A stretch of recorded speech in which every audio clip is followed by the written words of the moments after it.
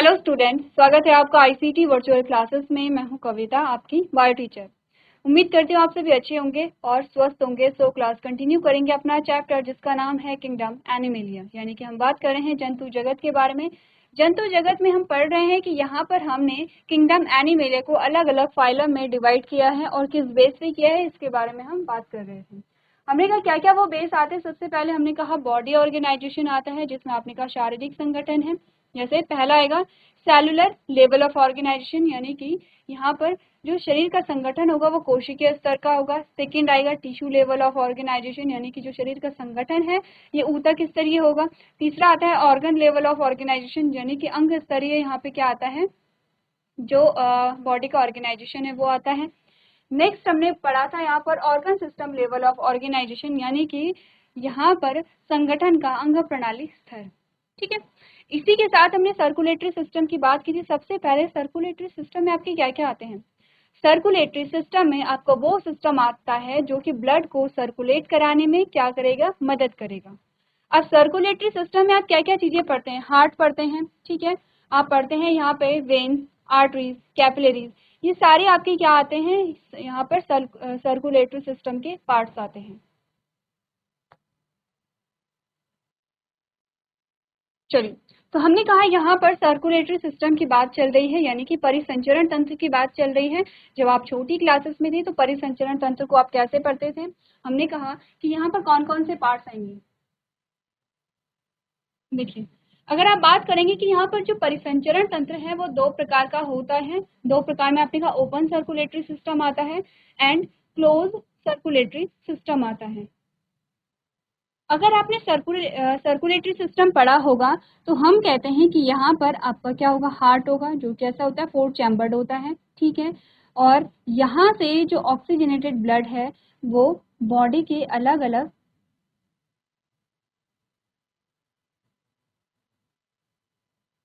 Organ, अलग अलग cell को पहुंचाया जाता है, ठीक है।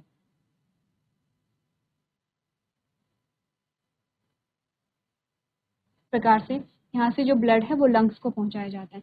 हमने यहाँ पे क्या क्या चीजें समझी हैं। हमने कहा कि सबसे पहले तो आपकी आर्टरीज आती हैं, फिर आपकी कैपिलरीज आती हैं, फिर आपकी वेन्स आती हैं। ये सारी चीजें क्या कर रही हैं, ब्लड को सर्कुलेट कर रही हैं। आपके हार्ट से आपके पूरे ऑर्गन में डिस्ट्रीब्यूट किया जा रहा है, आपके पूरे ऑर्गन से आपके हार्ट में पहुंचाया जा रहा है, हार्ट से लंग्स में जाएगा, फिर लंग्स से फर्दर हार्ट में आएगा, और फिर से आप कह रहे हैं कि यहाँ पर क्या होगा, पूरी बॉडी में इसे डिस्ट्रीब्यूट किया जाता है। क्लियर है इतना। अब यहाँ पर हमने कहा कि दो प्रकार के कौन कौन से, open and close. Open circulatory system में हमने क्या बात की है, cells and tissues directly receive the blood pumping out of heart. हमने बोला यहाँ पर क्या होता है, खुले परिसंचरण तंत्र में कोशिकाएं और ऊतक सीधे हृदय से पंप होने वाले रक्त को प्राप्त करते हैं, ठीक है। इसके अलावा हमने कहा क्लोज सर्कुलेटरी सिस्टम, यानी कि बंद परिसंचरण तंत्र में क्या होगा, blood is circulated through arteries, veins and capillaries. हमने कहा कि यहाँ पर जो रक्त है वो धमनियों, शिराओं और केशिकाओं के माध्यम से प्रसारित होता है। तो क्या डिफरेंस है दोनों में। अगर आप यहाँ पर इस इमेज को देखेंगे, आपने कहा पूरा जो ब्लड है पूरे हार्ट, पूरे बॉडी में क्या हो रहा है, डिस्ट्रीब्यूट किया जा रहा है, लेकिन किसके माध्यम से, आर्टरीज जिसे आप धमनियां कहते हैं, वेन जिसे आप शिराएं कहते हैं, कैपिलरी जिन्हें आप केशिकाएं कहते हैं। यानी कि आपका जो ब्लड है वो ट्यूब जैसी संरचनाओं में, ट्यूब जैसे नेटवर्क में क्या कर रहा है, पूरी बॉडी में फ्लो कर रहा है। इस प्रकार के सर्कुलेटरी सिस्टम या परिसंचरण तंत्र को आप कहते हैं close circulatory system. It means कि आपका ब्लड जो है वो पूरा ऐसे फैलेगा नहीं। क्या होगा, जो छोटी छोटी ट्यूब लाइक स्ट्रक्चर होती हैं जिन्हें आप क्या कहते हैं, ब्लड वेसल्स कहते हैं, उनके माध्यम से पूरी बॉडी में क्या होता है, सर्कुलेट होता है। अब अगर मैं आपसे पूछूं कि बताइए, इससे पहले क्वेश्चन से पहले हम यहाँ पे डिस्कस करते हैं यहाँ पे open circulatory system. Open circulatory system में ब्लड किसी ट्यूब जैसे स्ट्रक्चर में नहीं जा रहा है, बल्कि ओपनली यहाँ पे क्या हो रहा है, यहाँ पे आप जैसे आपने पानी गिराया, पानी कैसे बहता है, वो किसी ट्यूब के माध्यम से, किसी पाइप के माध्यम से नहीं बहता है, पूरा ऐसे फैल जाता है। तो कुछ ऐसा ही होता है यहाँ पर ओपन सर्कुलेटरी सिस्टम में, ठीक है। अब अगर मैं आपसे पूछूं क्वेश्चन कि बताइए हमारी बॉडी में किस प्रकार का परिसंचरण तंत्र होगा, तो हम कहेंगे क्लोज टाइप का होता है, क्योंकि हमारी बॉडी में आर्टरीज होती हैं, वेन्स होती हैं, कैपिलरीज होती हैं। ऐसा नहीं है कि हमारी जो बॉडी ऑर्गन है वो पूरे क्या होते हैं, ब्लड से भरे हुए रहते हैं, या रक्त में क्या होते हैं, वो भरे हुए रहते हैं, ऐसा नहीं होता है। हमने कहा छोटी छोटी ट्यूब जैसे स्ट्रक्चर होते हैं जिन्हें ब्लड वेसल्स कहा जाता है। ब्लड उन्हीं ट्यूब के माध्यम से सर्कुलेट करेगा और हर एक बॉडी पार्ट तक पहुंचेगा, और बॉडी पार्ट तक क्या पहुंचाएगा, आपने कहा कि जो भी वो क्या कर रहा है, डिस्ट्रीब्यूट कर रहा है, जो भी वो वहाँ पे उसे ट्रांसपोर्ट जिस चीज का करना है उस चीज का ट्रांसपोर्ट वहाँ पर करेगा। फॉर एग्जाम्पल डाइजेस्टेड फूड हो सकता है, गैसेस हो सकते हैं, हॉर्मोन्स हो सकते हैं, ठीक है, ये सारी चीजें होती हैं। तो हमने बात की है यहाँ पर बॉडी ऑर्गेनाइजेशन के बारे में, सर्कुलेटरी सिस्टम के बारे में, हमने जर्म लेयर्स के बारे में बात की है, सिमेट्री के बारे में हमने बात की है, और हमने बात की है सीलोम के बारे में, ठीक है। अब सीलोम हमने क्या बोला था, हमने कहा कि सीलोम की प्रेजेंस और एब्सेंस के बेसिस पे हमारे पास आते हैं coelomate, pseudocoelomate and coelomate, acoelomate, pseudocoelomate and coelomate.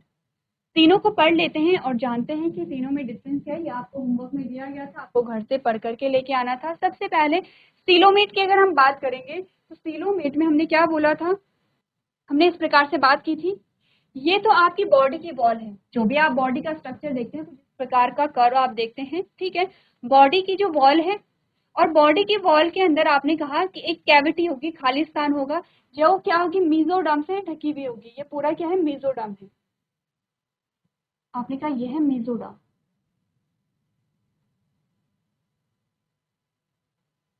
ठीक है। उसके अंदर आपकी गट आती है, गट यानी कि जो आपका डाइजेस्टिव ट्रैक आता है उसे हम गट कहते हैं।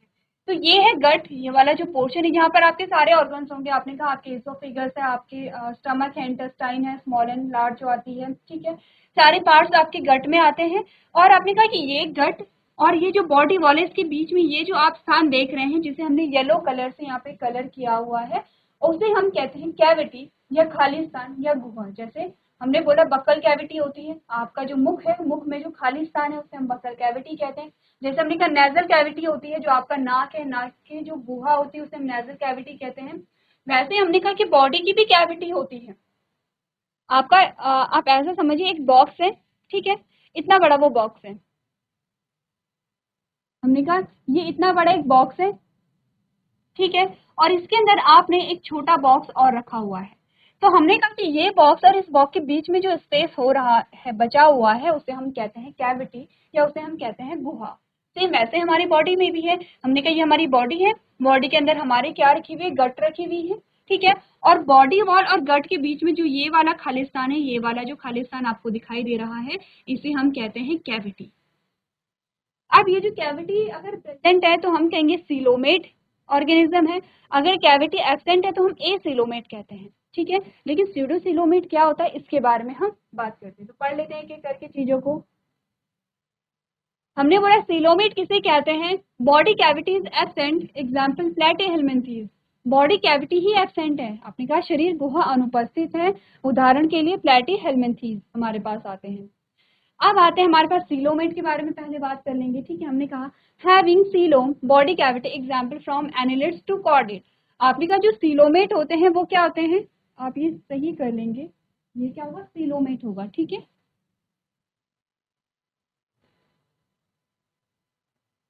सीलोमेट।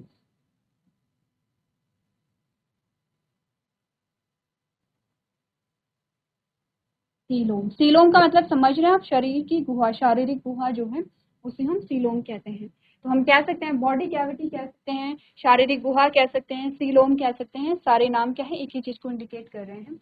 हमने कहा जो सीलोमेट्स हैं वो शरीर गुहा वाले, जैसे एनिलेटा से लेके कॉर्डेटा तक जो भी आपके क्या आते हैं यहाँ पर, जो भी आपके फाइलम आते हैं, कौन से फाइलम, हमने कहा कि यहाँ पर एनिलिडा से लेके कॉर्डेटा तक उन्हें हम क्या कहते हैं, सीलोमेट कहते हैं, जिनमें सीलो पाई जा रही है। क्लियर रहती बात। अब आते हैं स्यूडो सीलोमेट क्या होता है, स्यूडो का मतलब समझते हैं, स्यूडो जो वर्ड है आपने कहीं और भी पढ़ा था, स्यूडो जो वर्ड है आपने एक जगह और पढ़ा था जब आप बात कर रहे थे यूनिसेलुलर ऑर्गेनिज्म के बारे में, ठीक है, और यूनिसेलुलर ऑर्गेनिज्म में कैसे मूवमेंट हो रही है, कैसे अपने फूड को इनटेक कर रहा है, भोजन का ग्रहण कैसे कर रहा है, उसके बारे में हमने बात की थी, ठीक है। मैं नाम आपको बता देती हूँ, अमीबा के बारे में आपने पढ़ा होगा, और अमीबा में आपने कुछ ऐसा ही वर्ड पढ़ा था, सीडो सीलोमेट से मिलता जुलता कुछ एक ऐसा वर्ड आपने पढ़ा था, क्या था वो, चलिए, वो जो वर्ड था सीडो सिलोमेट से मिलता जुलता वो था स्यूडोपोडिया।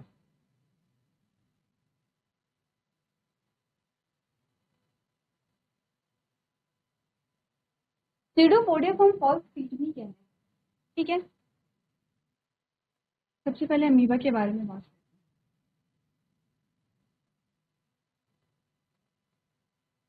आपने कहा था अमीबा का कोई निश्चित आकार आकृति नहीं होती है, लेकिन जैसे इसके सामने भोजन पड़ा हुआ है, अब ये क्या करेगा, इसमें एक मूवमेंट देखने को मिलती है और ये भोजन को कुछ इस प्रकार से घेर लेता है।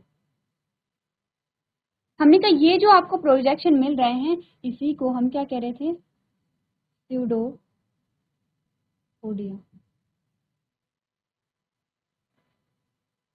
इसी को हम क्या कह रहे हैं, स्यूडोपोडिया कह रहे थे।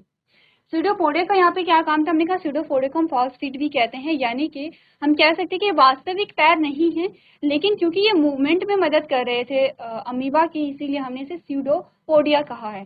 तो स्यूडो जो वर्ड हमारे पास आया है, हम कह सकते हैं जो स्यूडो हमारे पास वर्ड आया है, इट मीन्स कि ये कैसा है, फॉल्स या फिर झूठा। सीलोम, इट मीन्स कि सीलोम तो प्रेजेंट है लेकिन वास्तविक सीलोम नहीं है। कैसी है, स्यूडो सीलोम है। स्यूडो सीलोम का मतलब है कि वास्तविक सीलोम नहीं पाई जा रही है।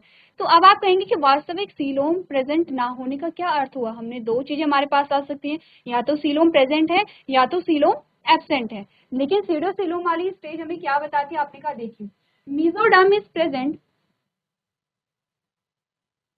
Mesoderm is present as a scattered pouches, example एस्के helminthes। हमने बोला कि यहाँ पर आपके पास क्या स्थिति आएगी, देखिए ये मैं इरेज कर रही हूँ, ये आप समझ गए होंगे, ठीक है। हमने कहा ये है बॉडी कैविटी, ठीक है। अब आपने ये हम राउंड के एक्स से करें, फॉर एग्जांपल आपने इस प्रकार से क्या किया, यहाँ पे एक सेक्शन लिया, ठीक है। हमने कहा ये है बॉडी वॉल, ठीक है, और ये आती है गट। होना क्या चाहिए था यहाँ पर, अगर हम कहें, होना ये चाहिए था कि बॉडी कैविटी भी क्या है, मेसोडर्म से कवर है, और आपने कहा कि जो गट है वो भी मेसोडर्म से कवर है। इस प्रकार से होना तो ये चाहिए था, जिसे हम सीलोमेट कहते हैं। लेकिन होता क्या है यहाँ पर, ऐसा नहीं होता है। आप देखते हैं कि यहाँ पर जो मेसोडर्म है, मेसोडर्म के पाउच आपको मिलते हैं, यानी कि मेसोडर्म कंप्लीटली पूर्ण रूप से क्या कर रही है, कवर नहीं कर रही है, ठीक है। यहाँ पर बॉडी वॉल है या जो गट है, आपने कहा कि पूर्ण रूप से कवर नहीं कर रही है मेसोडर्म, यानी कि आप यहाँ पर तो आप देख रहे हैं कि मेसोडर्म पूरी यहाँ पे कवर कर रही है, आपने कहा पूरी तो कवर नहीं करेगी, लेकिन मेसोडर्म के छोटे छोटे पाउच हैं, यानी कि कुछ मेसोडर्म यहाँ पर है तो यहाँ पर कुछ नहीं है, फिर कुछ यहाँ पर है तो यहाँ पे कुछ नहीं है, फिर कुछ यहाँ पर है तो यहाँ पर कुछ नहीं है। मेसोडर्म के छोटे छोटे पाउच वहां पर आपको देखने को मिल रहे हैं। इस प्रकार की जो स्थिति आती है, इसे हम कहते हैं स्यूडोसीलोमेट। हम ऐसा भी नहीं कह सकते कि ये सीलोमेट है, क्योंकि पूरी जो बॉडी कैविटी है, जो यहाँ पे सीलोम है, वो कंप्लीट भी नहीं है, ठीक है। लेकिन हम ये भी नहीं कह सकते कि ए सीलोमेट है, क्योंकि यहाँ पे मेसोडर्म है, उसके जो छोटे छोटे पाउच है वो भी यहाँ पर मिल रहे हैं। तो इस प्रकार की सिचुएशन को हम क्या कहेंगे, स्यूडोसीलोमेट कहते हैं। तो पढ़ ले स्यूडोसीलोमेट का क्या मतलब होता है। आपने कहा मेसोडर्म बिखरी हुई थैलियों के रूप में मौजूद होता है, उदाहरण के लिए एस्के हेलमिंथीज, ठीक है। क्लियर है इतनी बात। यहाँ पर आपने सीलोम की प्रेजेंस और एब्सेंस को समझा। अब अगर मैं कहीं पे बात करूं कि यहाँ पर फॉर कोई भी एग्जांपल हम ले लेते हैं, किसी भी यहाँ पर किसी भी फाइलम का, और मैं कहती हूँ ये जो फाइलम है वो, इसकी जो ऑर्गेनिज्म है वो सीलोमेट्स है, इट मीन्स वहाँ पे ट्रू सीलोम है। स्यूडोसीलोमेट में कहूँगी इट मीन्स कि मेसोडर्म पाउचेस में है। ए सीलोमेट में कहूँगी इट मीन्स वहाँ पे मेसोडर्म नहीं है, वहाँ पे कोई भी कवरिंग आपको नहीं मिल देगी, ठीक है। इसके अलावा एक और चीज हमारे पास आती है, हमने कहा अर्थवॉर्म्स बॉडी शोज अ मेटामेरिक सेगमेंटेशन। क्या होता है मेटामेरिक सेगमेंटेशन, हमने कहा कि यहाँ पर क्या आते हैं, आर्थ्रोपोड आते हैं, उनकी जो बॉडी होती है इस प्रकार से होती है, सेगमेंटेड। सेगमेंट यानी कि बॉडी में सेगमेंट पाए जा रहे हैं। अब दो तरीके से हो सकता है, हमारे पास दो प्रकार के जीव आएंगे। एक तो ये जो सेगमेंट है ये इंटरनली भी सेगमेंट पाए जा रहे हैं, और एक में कुछ ऐसे आएंगे कि जिनके सिर्फ बाहरी त्वचा पर ही सेगमेंट मिलते हैं, ठीक है। तो इसके बेसिस पे भी हमारे पास क्या आते हैं, अलग अलग प्रकार के जीव आते हैं। तो हम बात कर रहे हैं जो अर्थवर्म होते हैं, अर्थवॉर्म्स बॉडी शोज आ मेटामेरिक सेगमेंटेशन, केंचुए के शरीर पे मेटामेरिक विभाजन दर्शाता है, ठीक है। Animals with notochord are called a Chordates animals without notochords are called non-chordate example porifera to echinodermata। आपने कहा पृष्ठ रज्जु वाले जंतु को हम कॉर्डेट कहते हैं और पृष्ठ रज्जु रहित गैर कॉर्डेट कहलाते हैं, जैसे पॉरीफेरा से काइनोडर्मेटा। तो हमने कहा कि जिन भी एनिमल में नोटोकॉर्ड प्रेजेंट है उन्हें हम कॉर्डेट्स कहेंगे, और जिनमें नोटोकॉर्ड प्रेजेंट नहीं है उन्हें हम नॉन कॉर्डेट्स कहते हैं। ठीक है, अब कॉर्डेट्स में भी आगे जाके आपके पास और क्वेश्चन आते हैं जिनमें आपको कंफ्यूजन हो सकती है। अभी के लिए क्योंकि आप स्टार्ट कर रहे हैं फाइलम को, तो अभी के लिए इतना समझिए कि जो यहाँ पर पॉरीफेरा से लेके एकाइनोडर्मेटा तक के जो भी आपके पास फाइलम आते हैं वो नॉन कॉर्डेट्स हैं। इसका मतलब उनमें क्या है, यहाँ पर नोटोकॉर्ड प्रेजेंट नहीं है। क्लियर है इतनी बात? तो चलिए आप सबसे पहले सीडोसिलोमेट, एसिलोमेट और सिलोमेट्स क्या होते हैं उसका पता आपको होना चाहिए। मेटामेरिक सेगमेंटेशन के बारे में हम आगे डिटेल में बात करेंगे। अभी के लिए आप ये समझिए कि सेगमेंट पाए जाते हैं पूरी बॉडी में। ठीक है, तो चलिए पूरी जो यहाँ पे इंपॉर्टेंट पॉइंट है उसे आप अपनी कॉपी में एक बार नोट कर देंगे। चलिए ठीक है, हमने कुछ फीचर्स के बारे में बात की है। अब हम स्टार्ट करेंगे यहाँ पर एक एक करके जो हमारे पास फाइलम आते हैं। ठीक है, और सबसे प्रिमिटिव, सबसे पहला जो फाइलम हमारे पास आता है दैट इज फाइलम पॉरीफेरा। इनका जो कॉमन नेम है इन्हें आप स्पॉन्जेस के नाम से भी जानते हैं। ठीक है, जैसे कि आजकल आप देखते होंगे जो स्पॉन्जेस है उनका यूज बहुत जगह होता है, जैसे कि आप बर्तन साफ करने के लिए भी करते हैं। ठीक है, जैसे कि बॉडी वॉश जो बने होते हैं वो भी स्पॉन्जेस से बने होते हैं। स्पॉन्जेस का यूज जो है यहाँ पर आप अपनी डेली लाइफ में काफ़ी जगह देख सकते हैं। लेकिन जो स्पॉन्जेस आप यूज़ करते हैं या जो आपने देखे होंगे, हो सकता है वो ज़्यादातर जो होते हैं वो आर्टिफिशियल होते हैं, लेकिन नेचुरल भी होते हैं जो कि पॉरीफेरा की बॉडी से बनते हैं। अब स्टार्ट करते हैं। जब हमने बात की थी यहाँ पर किंगडम प्लांटी के बारे में, तो हमने कहा था किंगडम प्लांटी को जब हमने अलग अलग पार्ट में डिवाइड किया था। ठीक है, सबसे पहले हमारे पास आया था यहाँ पर थैलोफाइटा। थैलोफाइटा के एग्जाम्पल थे एल्गी। अब हमने कहा था कि थैलोफाइटा हैं, एल्गी हैं, और जो कि कैसे हैं, एक्वेटिक हैं, पानी में रहते हैं, यानी कि जलीय पौधे हैं। इट मीन्स कि हमने समझा था कि जो किंगडम प्लांटी है, किंगडम प्लांटी के जो प्रिमिटिव ऑर्गेनिज्म आते हैं हमारे पास, उनकी जो शुरुआत हुई है वो पानी से हुई है। सेम यहाँ पर भी हम देखते हैं कि जो किंगडम एनिमेलिया है, किंगडम एनिमेलिया का जो सबसे पहला ग्रुप है, सबसे पहला फाइलम है, उसकी शुरुआत भी पानी से ही होती है। तो हम कह सकते हैं कि लाइफ का जो ओरिजिन है वो वाटर से ही हुआ है, वाटर में हुआ है। ठीक है, वाटर से हुआ से अच्छा जो सेंटेंस है हम कह सकते हैं कि वाटर में हुआ है। तो सबसे पहले हम यही देखेंगे। आप ये देखिए कि आपको इन फाइलम में क्या क्या चीज़ें देखनी है। सबसे पहले तो हम देखेंगे हैबिटाट क्या है, इस फाइलम के अंतर्गत आने वाले जीवों का हैबिटाट क्या है, वो किस प्रकार का भोजन ग्रहण करते हैं, उनकी कोशिकीय संरचना कैसी है, यहाँ पर उनकी बॉडी में और भी हम जो फीचर्स होते हैं जैसे डाइजेस्टिव सिस्टम है, जैसे सर्कुलेटरी सिस्टम है, जैसे कि हमने कहा जर्म लेयर है, ये सारे फीचर्स हम देखेंगे। रिप्रोडक्शन कैसे होता है इनमें, इन सारी चीज़ों को डिस्कस करेंगे एक एक करके। और सबसे मोस्ट इंपॉर्टेंट जो चीज़ें आपको ध्यान रखनी है वो ये है कि फाइलम में सिर्फ कैरेक्टर आपने पढ़ लिए हैं, सिर्फ फीचर्स आपने पढ़ लिए हैं, इतना इनफ नहीं है, आपको उसके एग्जाम्पल पता होनी चाहिए, क्योंकि क्वेश्चन आपके पास फाइलम के नाम से बहुत कम आते हैं। ठीक है, रेयर होगा कि फाइलम का नाम लेके आपसे कोई भी फीचर पूछ लिया जाता है। आपसे पूछे जाते हैं एग्जाम्पल, और एग्जाम्पल बेस्ड क्वेश्चन वहाँ पे बनाए जाते हैं। जैसे कि फाइलम पॉरीफेरा का कोई भी एग्जाम्पल ले लिया जाता है और आपसे कहा जाता है कि ये जो फीचर है ये किस फाइलम का है, या निम्नलिखित में से किस फाइलम का है, किस एग्जाम्पल का ये फीचर्स है, तो आपको एग्जाम्पल पता होने चाहिए। स्टार्ट करते हैं। सबसे पहले एक लाइन में आपको बहुत सारे फीचर्स मिल जाएंगे, जैसे कि हमने कहा ये कैसे होते हैं, मरीन होते हैं। मरीन का मतलब आप समझ रहे हैं कि ये लवणीय जल में पाए जाते हैं। ठीक है, ये कैसे होते हैं, लवणीय जल में पाए जाते हैं। दूसरा हमने कहा एसिमेट्रिकल होते हैं विद एसिमेट्रिकल। अब आप समझ रहे हैं कि मरीन में आपको बता रखा है, हैबिटाट के बारे में बात बता रखी है।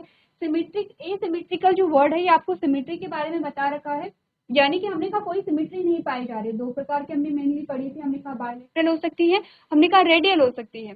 बायलेटरल में सिर्फ एक ही प्लेन है, जैसे कि आप किसी भी जीव के जो शरीर है उसे 2 इक्वल हाफ में या 2 समरूप अंगों में आप विभाजित कर सकते हैं। रेडियल में आपने कहा किसी भी प्लेन से आप क्या कीजिए, यहाँ पे देखिए, और आपको 2 इक्वल हाफ भी मिल रहे हैं। लेकिन एसिमेट्रिकल में हमने कहा कोई सिमेट्री ही नहीं पाई जा रही है, ध्यान रखिए। ठीक है, सिमेट्री के बारे में बोला गया। अब बॉडी ऑर्गेनाइजेशन की बात की गई है, सेलुलर लेवल ऑफ ऑर्गेनाइजेशन। तो एक सेंटेंस में आपको 3 फीचर्स के बारे में बात पता चली है। हैबिटाट कैसा है, सिमेट्री कैसी है, बॉडी ऑर्गेनाइजेशन कैसा है, ठीक है। इसीलिए मैंने कहा था कि आपको जो प्रीवियस लेक्चर्स में हमने फीचर्स पढ़े हैं वो आपको अच्छे से समझने हैं। कोई डाउट आता है तो आप लोगों को पूछना है, क्योंकि आगे जब हम बात करेंगे तो हम एक ही लाइन में बात करेंगे, ठीक है। अब हमने कहा food intake, gases exchange and excretion occur through the water transport system. इनमें एक सिस्टम होता है वाटर ट्रांसपोर्ट सिस्टम, ठीक है। वाटर ट्रांसपोर्ट सिस्टम के द्वारा सारी चीजें हो रही हैं। फूड इंटेक यानी कि भोजन को ग्रहण भी किया जा रहा है, गैसेस एक्सचेंज भी हो रही है, एक्सक्रीशन भी हो रहा है। कैसे, देखिए इनकी पूरी बॉडी में क्या पाए जाते हैं, पोर्स पाए जाते हैं। पोर्स का मतलब आप समझते हैं छिद्र होते हैं, इसीलिए आप नाम देख रहे होंगे पॉरीफेरा। अब जब भी आप किसी फाइलम का नाम देखेंगे तो आप देखेंगे उनके नाम में ही उनका स्पेसिफिक फीचर छुपा हुआ होगा। जैसे कि फाइलम पॉरीफेरा जो हमारे पास आता है, उनके जो जीव होते हैं, फाइलम पॉरीफेरा के अंतर्गत जो भी जीव आते हैं उनकी बॉडी में पोर्स पाए जाते हैं, छिद्र पाए जाते हैं, इसीलिए इन्हें पॉरीफेरा कहा गया। फॉर एग्जाम्पल हमने कहा इस प्रकार से है, और यहाँ पर क्या पाए जाते हैं, छिद्र पाए जाते हैं इस प्रकार से, ठीक है।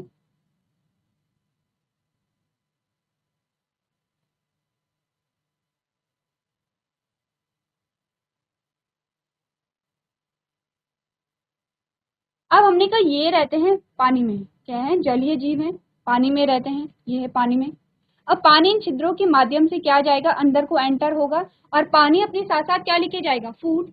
आपने कहा फूड लेके जाएगा, आपने कहा गैस लेके जाएगा, ठीक है।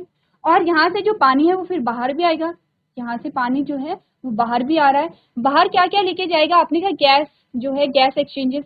एक्सचेंज का मतलब क्या, गैस विनिमय, कोई गैस अंदर आई तो कोई गैस बाहर भी जाएगी।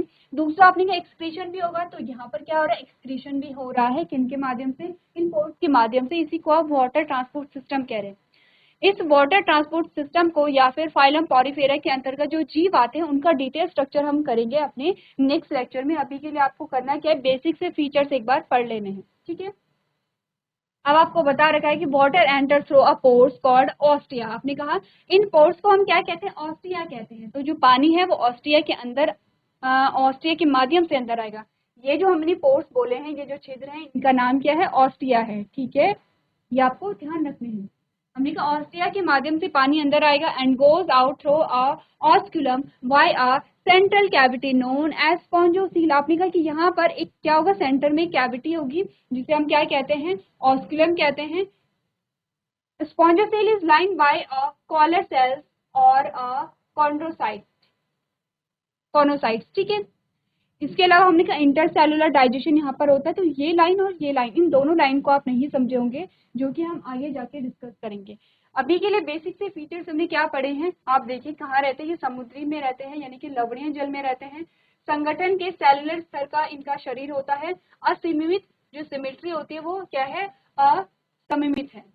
भोजन का जो सेवन है या गैस के विनिमय है या ऊर्जा उत्सर्जन जल परिवहन प्रणाली के माध्यम से होता है, ठीक है।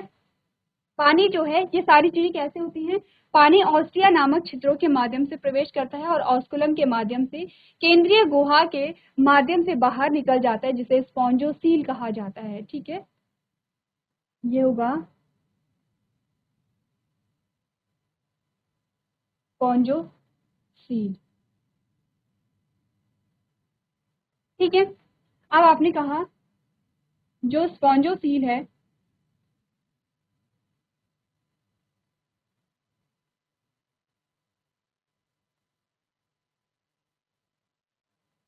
वो कॉलर कोशिकाओं या फिर कोनोसाइट्स के द्वारा पंक्तिबद्ध होते हैं, और अंतः कोशिकीय पाचन इनमें होता है। अंतः कोशिकीय पाचन से मतलब ये है कि अगर हमने कहा कि डाइजेस्टिव सिस्टम इनमें प्रेजेंट होता, तो हमने कहा एक अलग से सिस्टम होता, उसमें अलग अलग ऑर्गन होते, उसमें पाचन होता है। क्योंकि इनमें कोई भी डाइजेस्टिव सिस्टम नहीं पाया जा रहा है, इनमें क्या है, नो डाइजेस्टिव सिस्टम।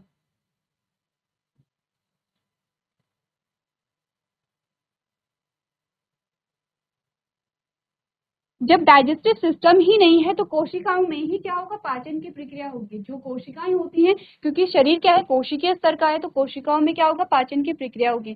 तो जहां पर भी आपको यहाँ पर इंटरसेलुलर डाइजेशन दिखेगा, इट मीन्स कि वहां पे डाइजेस्टिव सिस्टम क्या है, एब्सेंट है, ठीक है। क्लियर है इतनी बात। तो चलिए सारे जो फीचर्स एक बार आप लोग नोट कर लीजिए।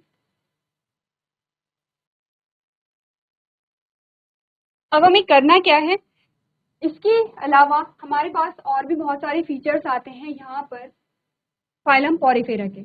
इन फीचर्स को पढ़ने से पहले सबसे पहले हमें करना होगा एक एग्जांपल ले करके पूरा जो यहाँ पे बॉडी है, बॉडी का स्ट्रक्चर हमें पढ़ना होगा कि ऑस्टिया क्या होता है, ऑस्कुलम क्या होता है, ठीक है।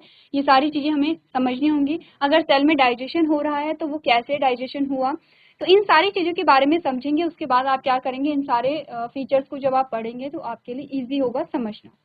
अब क्योंकि हमने फाइलम स्टार्ट कर लिए हैं तो अब चैप्टर को थोड़ा हम जल्दी से क्या करेंगे, क्लोज करने की कोशिश करेंगे, क्योंकि फीचर्स को आपने समझ लिया है। एक एक सेंटेंस को लेंगे, वहाँ पे फीचर्स के बारे में डिस्कस करेंगे।